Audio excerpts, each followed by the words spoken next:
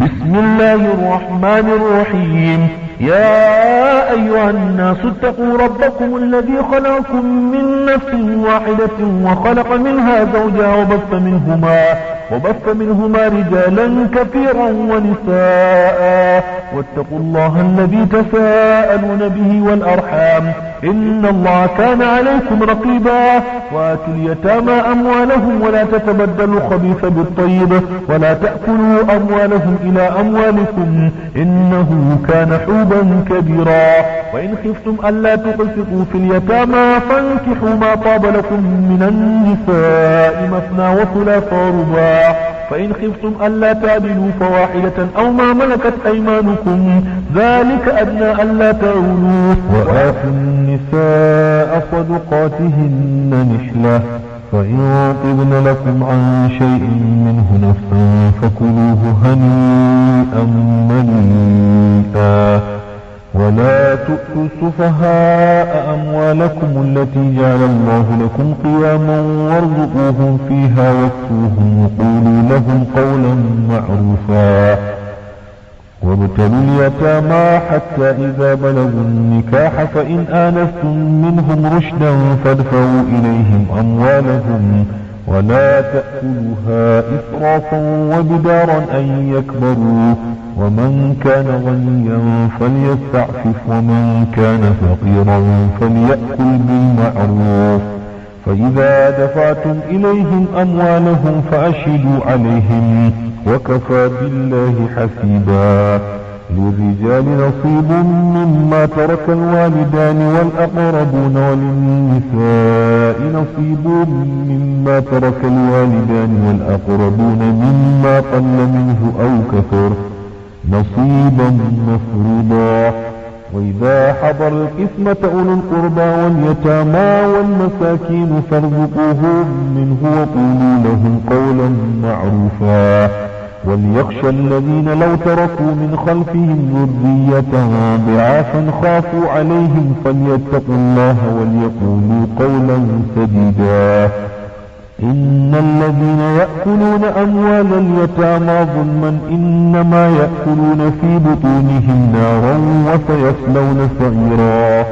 يوصيكم الله في أولادكم للذكر مثل حظ الأنثيين، فإن كن نساء فوق اثنتين فلهن ثلثا ما ترك، وإن كانت واحدة فلها النصف، ولأبويه لكل واحد منهما الثلث مما ترك إن كان له ولد، فإن لم يكن له ولد وورثه أبواه فلأمه الثلث، وإن كان له إخوة فلأمه الثلث من بعد وصية يوصي بها أو دين.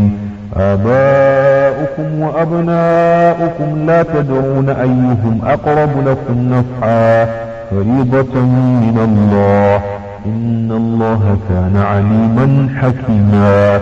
ولكم نصف ما ترك أزواجكم إن لم يكن لهن ولد، فإن كان لهن ولد فلكم الربع مما تركن من بعد وصية يوصين بها أو دين. ولهن الربع مما تركتم إن لم يكن لكم ولد، فإن كان لكم ولد فلهن الثمن مما تركتم من بعد وصية توصون بها أو دين.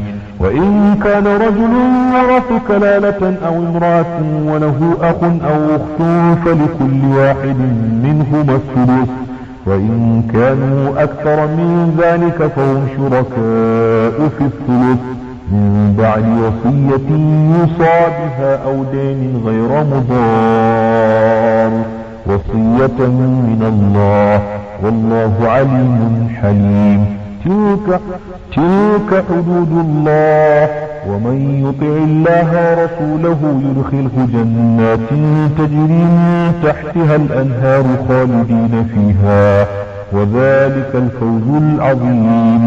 ومن يعص الله ورسوله ويتعد حدوده يدخله نارا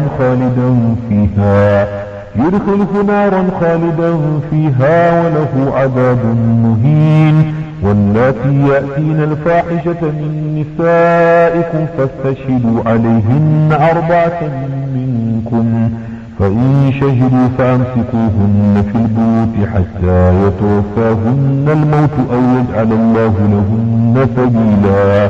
واللذان يأتيانها منكم فآذوهما، فإن تابا وأصلحا فأعرضوا عنهما، إن الله كان توابا رحيما.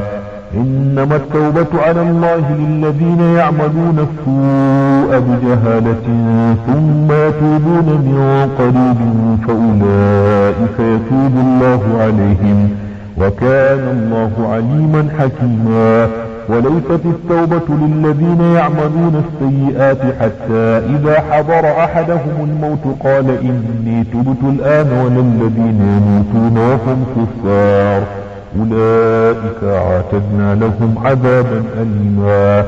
يا أيها الذين آمنوا لا يحل لكم أن ترثوا النساء كرها، ولا تعضلوهن لتذهبوا ببعض ما آتيتموهن إلا أن يأتين بفاحشة مبينة، وعاشروهن بالمعروف، فإن كرهتموهن فعسى أن تكرهوا شيئا ويجعل الله فيه خيرا كثيرا.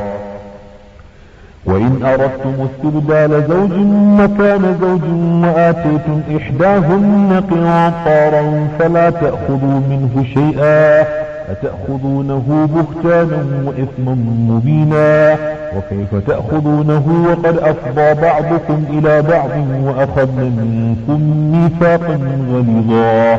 ولا تنكحوا ما نكح آباؤكم من النساء إلا ما قد سلف، إنه كان فاحشة ومقتا وساء سبيلا. حرمت عليكم أمهاتكم وبناتكم وأخواتكم وعماتكم وخالاتكم وبنات الأخ وبنات الأخت وأمهاتكم اللاتي أرضعنكم وأخواتكم من الرضاعة وأمهات نسائكم وربائبكم اللاتي في حجوركم من نسائكم اللاتي دخلتم بهن، فإن لم تكونوا دخلتم بهن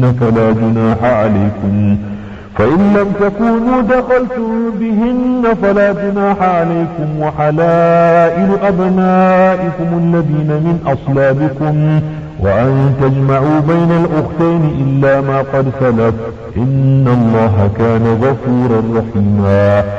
والمحصنات من النساء إلا ما ملكت أيمانكم كتاب الله عليكم، وأحل لكم ما وراء ذلكم أن تبتغوا بأموالكم محصنين غير مسافحين، فما استمتعتم به منهن فآتوهن أجورهن فريضة، وجناح عليكم فيما تراضيتم به من بعد الفريضة، إن الله كان عليما حكيما. ومن لم يستطع منكم قولا أن ينكح المحصنات المؤمنات فمما ملكت أيمانكم من فتياتكم المؤمنات، والله أعلم بإيمانكم، بعضكم من بعض، فانكحوهن بإذن أهلهن وآتوهن أجورهن بالمعروف محصنات غير مسافحات ولا متخذات أخدان. فإذا أحصن فإن أتين بفاحشة فعليهن نصف ما على المحصنات من العذاب، ذلك لمن خشي العنة منكم، وأن تصبروا خير لكم، والله غفور رحيم. يريد الله ليبين لكم ويهديكم سنن الذين من قبلكم ويتوب عليكم، والله عليم حكيم. والله يريد أن يتوب عليكم ويريد الذين يتبعون الشهوات أن تميلوا ميلا عظيما. يريد الله أن يخفف عنكم، وخلق الإنسان ضعيفا. يا أيها الذين آمنوا لا تأكلوا أموالكم بينكم بالباطل إلا أن تكون تجارة عن تراض منكم، ولا تقتلوا أنفسكم إن الله كان بكم رحيما. ومن يفعل ذلك عدوانا وظلما فسوف نصليه نارا وكان ذلك على الله يسيرا. إن تجتنبوا كبائر ما تنهون عنه نكفر عنكم سيئاتكم وندخلكم مدخلا كريما. ولا تتمنوا ما فضل الله به بعضكم على بعض للرجال نصيب مما اكتسبوا وللنساء نصيب مما اكتسبن واسألوا الله من فضله إن الله كان بكل شيء عليما. ولكل جعلنا موالي مما ترك الوالدان والأقربون والذين عقدت أيمانكم فآتوهم نصيبهم إن الله كان على كل شيء شهيدا. الرجال قوامون على النساء بما فضل الله بعضهم على بعض وبما أنفقوا من أموالهم. فالصالحات قانتات حافظات للغيب بما حفظ الله واللاتي تخافون نشوزهن فعظوهن واهجروهن في المضاجع واضربوهن فإن أطعنكم فلا تبغوا عليهن سبيلا إن الله كان عليا كبيرا. وإن خفتم شقاق بينهما فابعثوا حكما من أهله وحكما من أهلها إن يريدا إصلاحا يوفق الله بينهما إن الله كان عليما خبيرا. واعبدوا الله ولا تشركوا به شيئا وبالوالدين إحسانا وبذي القربى واليتامى والمساكين والجار ذي القربى والجار الجنب والصاحب بالجنب وابن السبيل وما ملكت أيمانكم إن الله لا يحب من كان مختالا فخورا. الذين يبخلون ويأمرون الناس بالبخل ويكتمون ما آتاهم الله من فضله وأعتدنا للكافرين عذابا مهينا. والذين ينفقون أموالهم رئاء الناس ولا يؤمنون بالله ولا باليوم الآخر ومن يكن الشيطان له قرينا فساء قرينا. وماذا عليهم لو آمنوا بالله واليوم الآخر وأنفقوا مما رزقهم الله وكان الله بهم عليما. إن الله لا يظلم مثقال ذرة وإن تك حسنة يضاعفها ويؤت من لدنه أجرا عظيما. فكيف إذا جئنا من كل أمة بشهيد وجئنا بك على هؤلاء شهيدا. يومئذ يود الذين كفروا وعصوا الرسول لو تسوى بهم الأرض ولا يكتمون الله حديثا. يا أيها الذين آمنوا لا تقربوا الصلاة وأنتم سكارى حتى تعلموا ما تقولون ولا جنبا إلا عابري سبيل حتى تغتسلوا وإن كنتم مرضى أو على سفر أو جاء أحد منكم من الغائط أو لامستم النساء فلم تجدوا ماء فتيمموا صعيدا طيبا فامسحوا بوجوهكم وأيديكم إن الله كان عفوا غفورا. ألم تر إلى الذين أوتوا نصيبا من الكتاب يشترون الضلالة ويريدون أن تضلوا السبيل والله أعلم بأعدائكم وكفى بالله وليا وكفى بالله نصيرا. من الذين هادوا يحرفون الكلم عن مواضعه ويقولون سمعنا وعصينا واسمع غير مسمع وراعنا ليا بألسنتهم وطعنا في الدين ولو أنهم قالوا سمعنا وأطعنا واسمع وانظرنا لكان خيرا لهم وأقوم ولكن لعنهم الله بكفرهم فلا يؤمنون إلا قليلا. يا أيها الذين أوتوا الكتاب آمنوا بما نزلنا مصدقا لما معكم من قبل أن نطمس وجوها فنردها على أدبارها أو نلعنهم كما لعنا أصحاب السبت وكان أمر الله مفعولا. إن الله لا يغفر أن يشرك به ويغفر ما دون ذلك لمن يشاء ومن يشرك بالله فقد افترى إثما عظيما. ألم تر إلى الذين يزكون أنفسهم بل الله يزكي من يشاء ولا يظلمون فتيلا انظر كيف يفترون على الله الكذب وكفى به إثما مبينا ألم تر إلى الذين أوتوا نصيبا من الكتاب يؤمنون بالجبت والطاغوت ويقولون للذين كفروا هؤلاء أهدى من الذين آمنوا سبيلا أولئك الذين لعنهم الله ومن يلعن الله فلا تجد له نصيرا أم لهم نصيب من الملك فإذا لا يؤتون الناس نقيرا أم يحسدون الناس على ما آتاهم الله من فضله فقد آتينا آل إبراهيم الكتاب والحكمة وآتيناهم ملكا عظيما ومنهم من آمن به ومنهم من صد عنه وكفى بجهنم سعيرا إن الذين كفروا بآياتنا سوف نصليهم نارا كلما نضجت جلودهم بدلناهم جلودا غيرها ليذوقوا العذاب إن الله كان عزيزا حكيما والذين آمنوا وعملوا الصالحات سندخلهم جنات تجري من تحتها الأنهار خالدين فيها أبدا لهم فيها أزواج مطهرة وندخلهم ظلا ظليلا إن الله يأمركم أن تؤدوا الأمانات إلى أهلها وإذا حكمتم بين الناس أن تحكموا بالعدل إن الله نعم ما يعظكم به إن الله كان سميعا بصيرا يا أيها الذين آمنوا أطيعوا الله وأطيعوا الرسول وأولي الأمر منكم فإن تنازعتم في شيء فردوه إلى الله والرسول إن كنتم تؤمنون بالله واليوم الآخر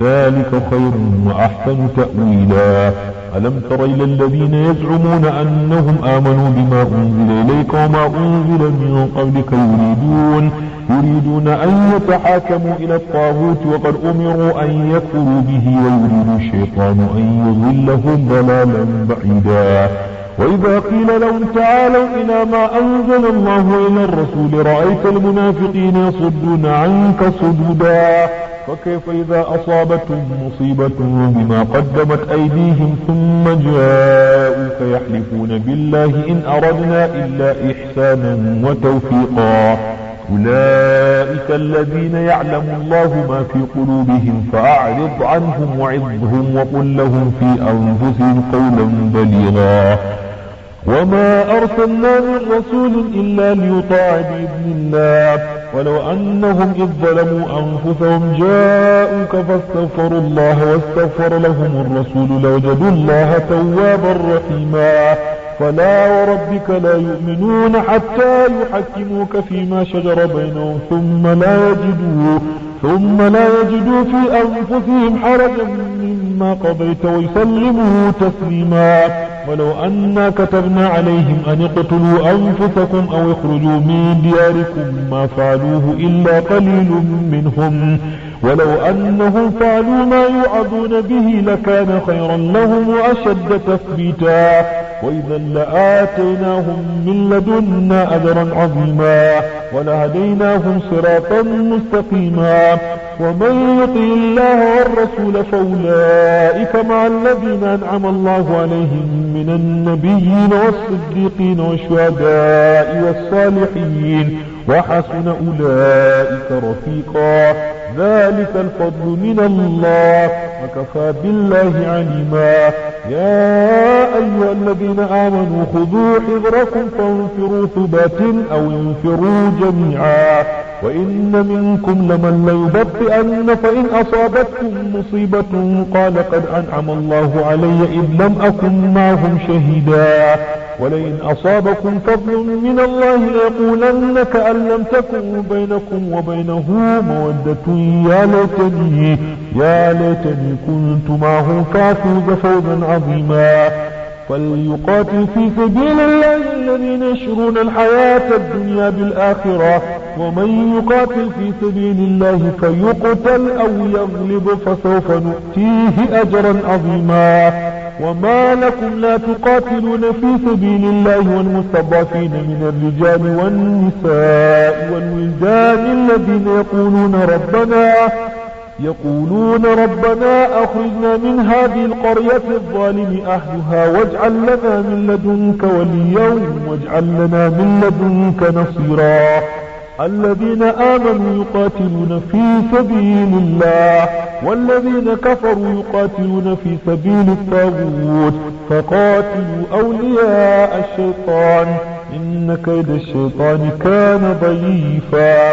ألم تر إلى الذين قيل لهم كفوا أيديكم وأقيموا الصلاة وآتوا الزكاة فلما كتب عليهم القتال إذا فريق منهم يخشون الناس كخشية الله أو أشد خشية وقالوا ربنا لم كتبت علينا القتال لولا أخرتنا إلى أجل قريب قل متاع الدنيا قليل والآخرة خير لمن اتقى ولا تظلمون فتيلا. أينما تكونوا يدرككم الموت ولو كنتم في بروج مشيدة وإن تصبهم حسنة يقولوا هذه من عند الله وإن تصبهم سيئة يقولوا هذه من عندك قل كل من عند الله. فما لهؤلاء القوم لا يكادون يفقهون حديثا. ما أصابك من حسنة فمن الله وما أصابك من سيئة فمن نفسك وأرسلناك للناس رسولا وكفى بالله شهيدا. من يطيع الرسول فقد أطاع الله ومن تولى فما أرسلناك عليهم حفيظا. ويقولون طاعة فإذا برزوا من عندك بيت طائفة منهم غير الذي تقول والله يكتب ما يبيتون فأعرض عنهم وتوكل على الله وكفى بالله وكيلا. أفلا يتدبرون القرآن ولو كان من عند غير الله لوجدوا فيه اختلافا كثيرا. وإذا جاءهم أمر من الأمن أو الخوف أذاعوا به ولو ردوه إلى الرسول وإلى أولي الأمر منهم لعلمه الذين يستنبطونه منهم ولولا فضل الله عليكم ورحمته لاتبعتم الشيطان إلا قليلا. فقاتل في سبيل الله لا تكلف إلا نفسك وحرض المؤمنين عسى الله أن يكف بأس الذين كفروا والله أشد بأسا وأشد تنكيلا. من يشفع شفاعة حسنة يكن له نصيب منها ومن يشفع شفاعة سيئة يكن له كفل منها وكان الله على كل شيء مقيتا. وإذا حييتم بتحية فحيوا بأحسن منها أو ردوها إن الله كان على كل شيء حسيبا. الله لا إله إلا هو ليجمعنكم إلى يوم القيامة لا ريب فيه ومن أصدق من الله حديثا. فما لكم في المنافقين فئتين والله أركسهم بما كسبوا أتريدون أن تهدوا من أضل الله ومن يضلل الله فلن تجد له سبيلا. ودوا لو تكفرون كما كفروا فتكونون سواء فلا تتخذوا منهم أولياء حتى يهاجروا في سبيل الله فإن تولوا فخذوهم وقتلوهم حيث وجدتموهم ولا تتخذوا منهم وليا ولا نصيرا إلا الذين يصلون إلى قوم بينكم وبينهم ميثاق أو جاءوكم حصرت صدورهم أن يقاتلوكم أو يقاتلوا قومهم ولو شاء الله لسلطهم عليكم فلقاتلوكم فإن اعتزلوكم فلم يقاتلوكم وألقوا إليكم السلام فما جعل الله لكم عليهم سبيلا. ستجدون آخرين يريدون أن يأمنوكم ويأمنوا قومهم كلما ردوا إلى الفتنة أركسوا فيها فإن لم يعتزلوكم ويلقوا إليكم السلام ويكفوا أيديهم فخذوهم وقتلوهم حيث ثقفتموهم وأولئكم جعلنا لكم عليهم سلطانا مبينا. وما كان لمؤمن أن يقتل مؤمنا إلا خطأ ومن قتل مؤمنا خطأ فتحرير رقبة مؤمنة ودية مسلمة إلى أهله إلا أن يصدقوا، فإن كان من قوم عدو لكم وهو مؤمن فتحرير رقبة مؤمنة، وإن كان من قوم بينكم وبينهم ميثاق فدية مسلمة إلى أهله وتحرير رقبة مؤمنة، فمن لم يجد فصيام شهرين متتابعين توبة من الله، وكان الله عليما حكيما. ومن يقتل مؤمنا متعمدا فجزاؤه جهنم خالدا فيها وغضب الله عليه ولعنه وأعد له عذابا عظيما. يا أيها الذين آمنوا إذا ضربتم في سبيل الله فتبينوا ولا تقولوا لمن ألقى إليكم السلام لست مؤمنا تبتغون عرض الحياة الدنيا فعند الله مغانم كثيرة كذلك كنتم من قبل فمن الله عليكم فتبينوا إن الله كان بما تعملون خبيرا. لا يستوي القاعدون من المؤمنين غير أولي الضرر والمجاهدون في سبيل الله بأموالهم وأنفسهم، فضل الله المجاهدين بأموالهم وأنفسهم على القاعدين درجة وكلا وعد الله الحسنى، وفضل الله المجاهدين على القاعدين أجرا عظيما درجات منه ومغفرة ورحمة وكان الله غفورا رحيما. إن الذين توفاهم الملائكة ظالمي أنفسهم قالوا فيما كنتم قالوا كنا مستضعفين في الأرض قالوا ألم تكن أرض الله واسعة فتهاجروا فيها فأولئك مأواهم جهنم وساءت مصيرا. إلا المستضعفين الرجال والنساء والولدان لا يستطيعون حيلة ولا يهتدون سبيلا فأولئك عسى الله أن يعفو عنهم وكان الله عفوا غفورا.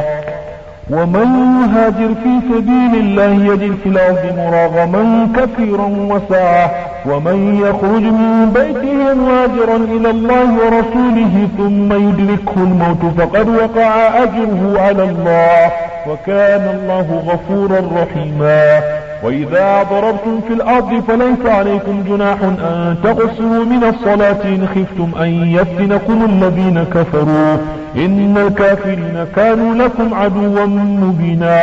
وإذا كنت فيهم فأقمت لهم الصلاة فلتقم طائفة منهم معك وليأخذوا أسلحتهم فإذا سجدوا فليكونوا من ورائكم ولتأت طائفة أخرى لم يصلوا فليصلوا معك وليأخذوا حذرهم وأسلحتهم ود الذين كفروا لو تغفلون عن أسلحتكم وأمتعتكم فيميلون عليكم ميلة واحدة ولا جناح عليكم إن كان بكم أذى من مطر أو كنتم مرضى أن تضعوا أسلحتكم وخذوا حذركم إن الله أعد للكافرين عذابا مهينا. فإذا قضيتم الصلاة فاذكروا الله قياما وقعودا وعلى جنوبكم فإذا اطمأننتم فأقيموا الصلاة إن الصلاة كانت على المؤمنين كتابا موقوتا. ولا تهنوا في ابتغاء القوم إن تكونوا تألمون فإنهم يألمون كما تألمون وترجون من الله ما لا يرجون وكان الله عليما حكيما. إنا أنزلنا إليك الكتاب بالحق لتحكم بين الناس بما أراك الله ولا تكن للخائنين خصيما واستغفر الله إن الله كان غفورا رحيما. ولا تجادل عن الذين يختارون أنفسهم إن الله لا يحب من كان خوانا أثيما. يستخفون من الناس ولا يستخفون من الله وهو معهم إذ يبيتون ما لا يرضى من القول وكان الله بما يعملون محيطا. هؤلاء جادلتم عنهم في الحياة الدنيا فمن يجادل الله عنهم يوم القيامة أم من يكون عليهم وكيلا. ومن يعمل سوءا أو يظلم نفسه ثم يستغفر الله يجد الله غفورا رحيما. ومن يكسب إثما فإنما يكسبه على نفسه وكان الله عليما حكيما. ومن يكسب خطيئة أو إثما ثم يرم به بريئا فقد احتمل بهتانا وإثما مبينا. ولولا فضل الله عليك ورحمته لهمت طائفة منهم أن يضلوك وما يضلون إلا أنفسهم وما يضرونك من شيء وأنزل الله عليك الكتاب والحكمة وعلمك ما لم تكن تعلم وكان فضل الله عليك عظيما. لا خير في كثير من نجواهم إلا من أمر بصدقة أو معروف أو إصلاح بين الناس ومن يفعل ذلك ابتغاء مرضات الله فسوف نؤتيه أجرا عظيما. ومن يشاقق الرسول من بعد ما تبين له الهدى ويتبع غير سبيل المؤمنين نوله ما تولى ونصله جهنم وساءت مصيرا. إن الله لا يغفر أن يشرك به ويغفر ما دون ذلك لمن يشاء ومن يشرك بالله فقد ضل ضلالا بعيدا. إن يدعون من دونه إلا إناثا وإن يدعون إلا شيطانا مريدا لعنه الله وقال لأتخذن من عبادك نصيبا مفروضا. ولأضلنهم ولأمنينهم ولآمرنهم فليبتكن آذان الأنعام ولآمرنهم فليغيرن خلق الله. ومن يتخذ الشيطان وليا من دون الله فقد خسر خسرانا مبينا. يعدهم ويمنيهم وما يعدهم الشيطان إلا غرورا. أولئك مأواهم جهنم ولا يجدون عنها محيصا. والذين آمنوا وعملوا الصالحات سندخلهم جنات تجري من تحتها الأنهار خالدين فيها أبدا وعد الله حقا ومن أصدق من الله قيلا. ليس بأمانيكم ولا أماني أهل الكتاب من يعمل سوءا يجز به ولا يجد له من دون الله وليا ولا نصيرا. ومن يعمل من الصالحات من ذكر أو أنثى وهو مؤمن فأولئك يدخلون الجنة ولا يظلمون نقيرا. ومن أحسن دينا ممن أسلم وجهه لله وهو محسن واتبع ملة إبراهيم حنيفا واتخذ الله إبراهيم خليلا. ولله ما في السماوات وما في الأرض وكان الله بكل شيء محيطا.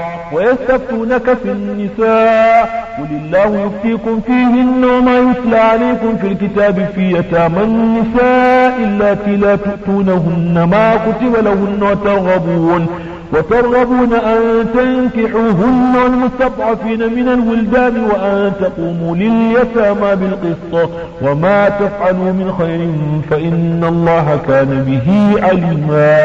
وإن امرأة خافت من بعلها نشوزا أو إرابا فلا جناح عليهما أن يصلحا بينهما صلحا والصلح خير. وأحضرت الأنفس الشح وإن تحسنوا وتتقوا فإن الله كان بما تعملون خبيرا.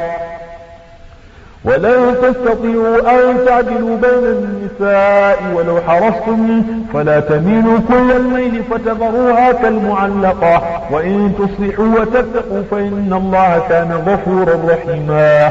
وإن يتفرقا يغني الله كلا من سعته وكان الله واسعا حكيما. ولله ما في السماوات وما في الأرض ولقد وصينا الذين أوتوا الكتاب من قبلكم وإياكم أن اتقوا الله وإن تكفروا فإن لله ما في السماوات وما في الأرض وكان الله غنيا حميدا.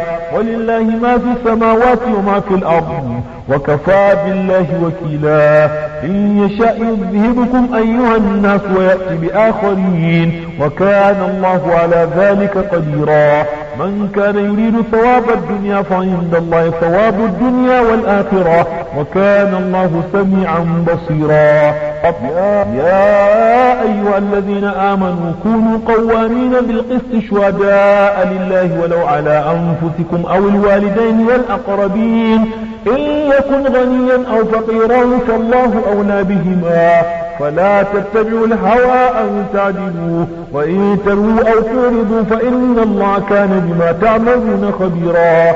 يا أيها الذين آمنوا بالله ورسوله والكتاب الذي نزل على رسوله والكتاب الذي أنزل من قبل ومن يكفر بالله وملائكته وكتبه ورسله واليوم الآخر فقد ضل ضلالا بعيدا. إن الذين آمنوا ثم كفروا ثم آمنوا ثم كفروا ثم ازدادوا كفرا لم يكن الله ليغفر لهم ولا ليهديهم سبيلا. بشر المنافقين بأن لهم عذابا أليما. الذين يتخذون الكافرين أولياء من دون المؤمنين أيبتغون عندهم العزة فإن العزة لله جميعا. وقد نزل عليكم في الكتاب أن إذا سمعتم آيات الله يكفر بها ويستهزأ بها فلا تقعدوا معهم حتى يخوضوا في حديث غيره إنكم إذا مثلهم إن الله جامع المنافقين والكافرين في جهنم جميعا. الذين يتربصون بكم فإن كان لكم فتح من الله قالوا ألم نكن معكم وإن كان للكافرين نصيب قالوا ألم نستحوذ عليكم ونمنعكم من المؤمنين فالله يحكم بينكم يوم القيامة ولن يجعل الله للكافرين على المؤمنين سبيلا. إن المنافقين يخادعون الله وهو خادعهم وإذا قاموا إلى الصلاة قاموا كسى لا يراءون الناس ولا يذكرون الله إلا قليلا مذبذبين بين ذلك لا إلى هؤلاء ولا إلى هؤلاء ومن يضلل الله فلا تجد له سبيلا.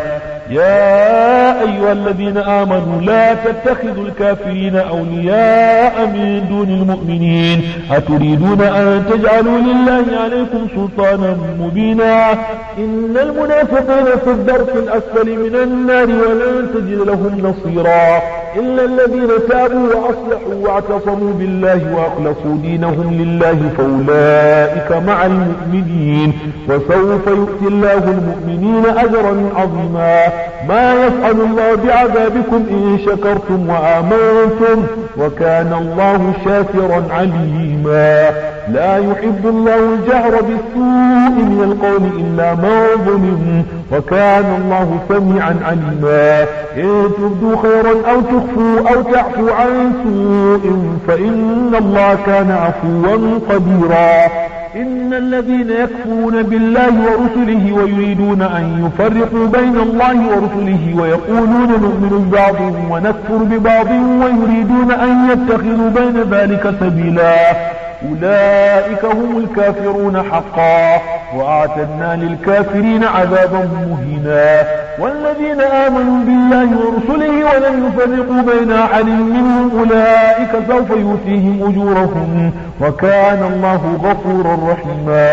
يسألك أهل الكتاب أن تنزل عليهم كتابا من السماء فقد سألوا موسى أكبر من ذلك فقالوا أرنا الله جارة فأخذتهم الصاعقة بظلمهم ثم اتخذوا العجل من بعد ما جاءتهم البينات فعفونا عن ذلك وآتينا موسى سلطانا مبينا.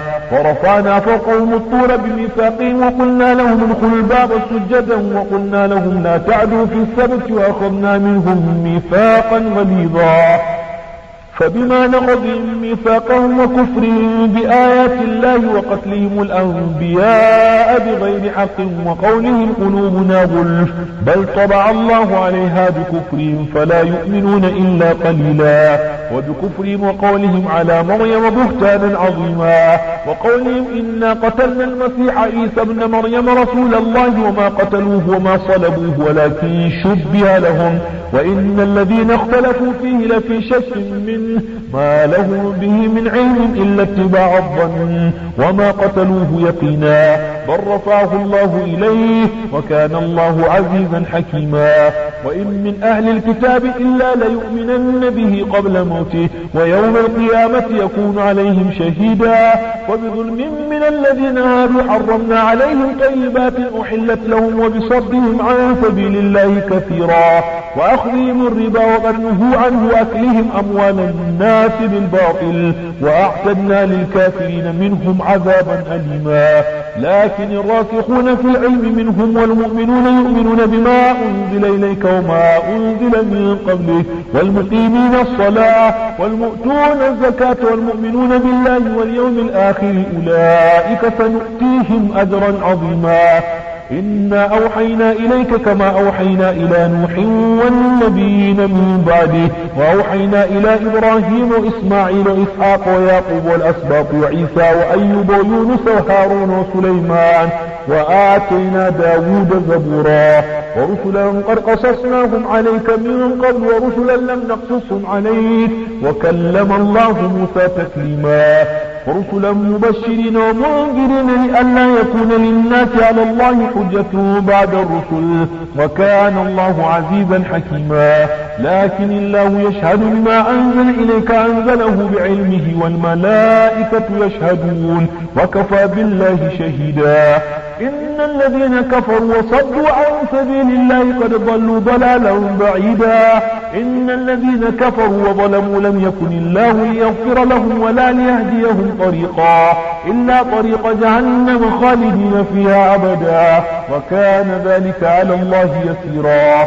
يا أيها الناس قد جاءكم الرسول بالحق من ربكم فآمنوا خيرا لكم وإن تكفروا فإن لله ما في السماوات والأرض وكان الله عليما حكيما.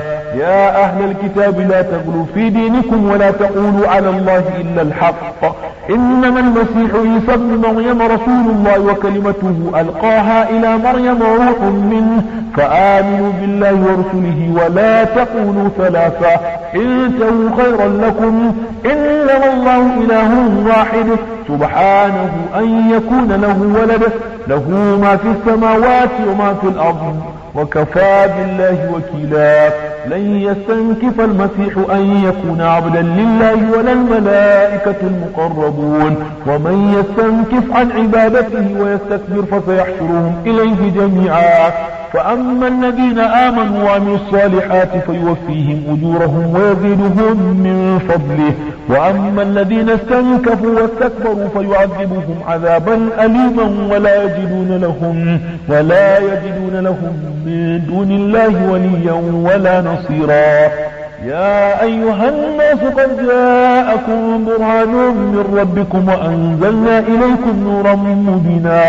فأما الذين آمنوا بالله واعتصموا به فسيدخلهم في رحمة منه وفضل ويهديهم إليه صراطا مستقيما. يستفتونك قل الله يفتيكم في الكلالة إن امرؤ هلك ليس له ولد وله أخت فلها نصف ما ترك وهو يرثها إن لم يكن لها ولد فإن كانت اثنتين فلهما الثلثان مما ترك وإن كانوا إخوة رجالا ونساء فللذكر مثل حظ الأنثيين يبين الله لكم أن تضلوا والله بكل شيء عليم.